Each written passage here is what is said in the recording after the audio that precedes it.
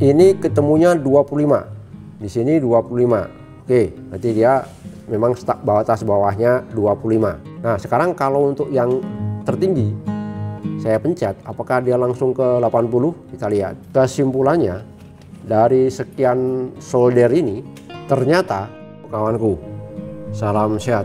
Ini ada tip untuk membeli solder berdasarkan daya yang tercantum di dalam kemasannya dari solder. Yang perlu menjadi perhatian kita, apakah solder itu benar-benar sesuai dengan daya yang tercantum di sini. Nah, misalnya di sini ada yang 60 watt. Semoga kelihatan ya. Ini kalau tidak kelihatan nanti akan saya fotokan. 60 watt. Nah, apakah benar ini 60 watt? Nah, nanti akan kita ukur. Saya akan mengukurnya dengan dua alat ya sebagai perbandingan. Yang pertama dia alat power quality yang ada di pasaran yang umum. Dan yang kedua dengan alat yang saya punya yang kemungkinan dia akan lebih baik daripada ini. Nah, kemudian dari sini yang akan kita lihat hanya dayanya saja. Karena yang penting di sini akan membuktikan apakah daya 60 watt ini itu benar-benar ada dalam solder ini. Sekarang kita mulai pengukuran. Saya akan mengukur yang soldernya yang 60 watt ini dulu. Hasilnya 44. Di sini dayanya 60 watt. Di sana terukur 44. Ini untuk alat ukur yang pertama. Nah, sekarang akan saya gunakan alat ukur yang lebih bagus.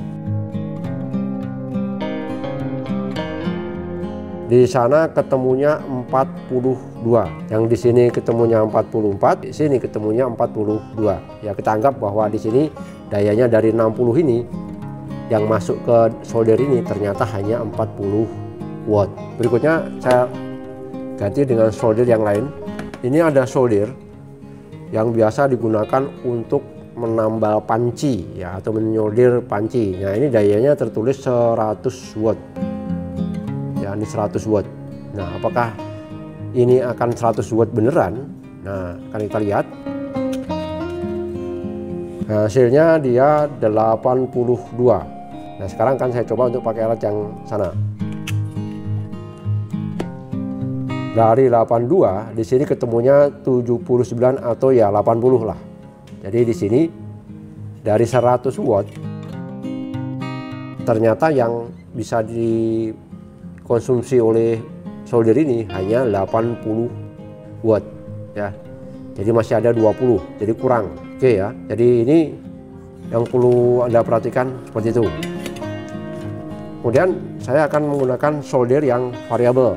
Nah, ini ada solder ya, baik yang oranye maupun yang biru ini itu sama variabel. Ini 25 batas bawah, 80-nya adalah batas atas.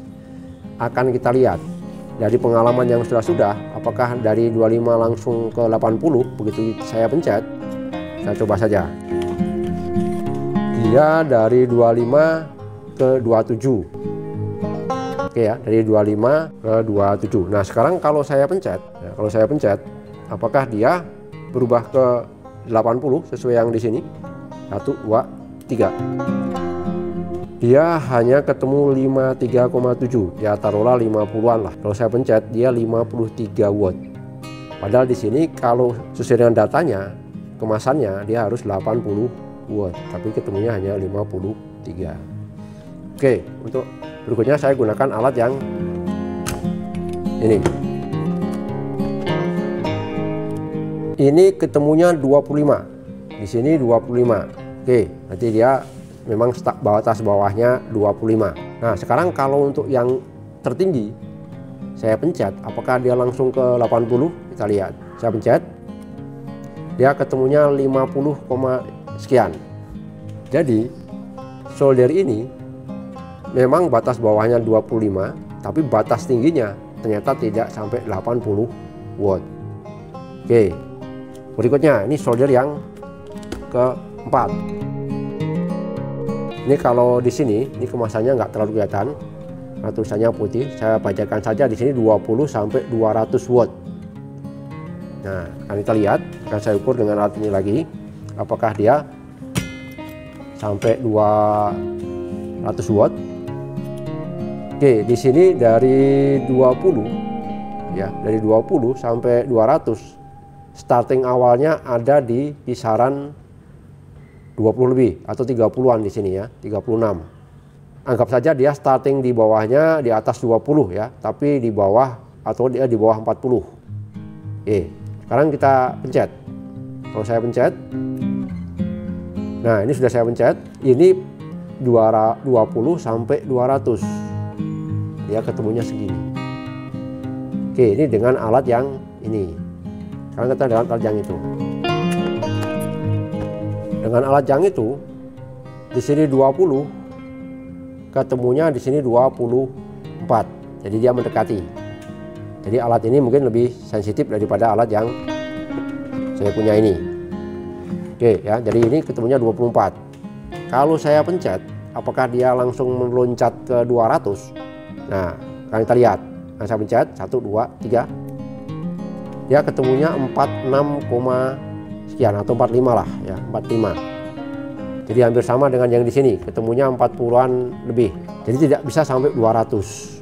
Padahal di sini 200. Jadi kesimpulannya dari sekian solder ini ya, yang kita punya ini tadi, yang sudah kita coba, ternyata dayanya tidak sesuai dengan yang ada di kemasan. Kalau yang besar ini dia selisihnya tadi 20 watt, dari 100 dia kurang 20. Kemudian kalau yang ini yang tadi 60 watt dia hanya sekitar 40-an. Jadi dia kurang 20 juga. Nah, kemudian yang variabel dari 25 ke 80, batas minimnya 25, dia hanya ketemu 50-an.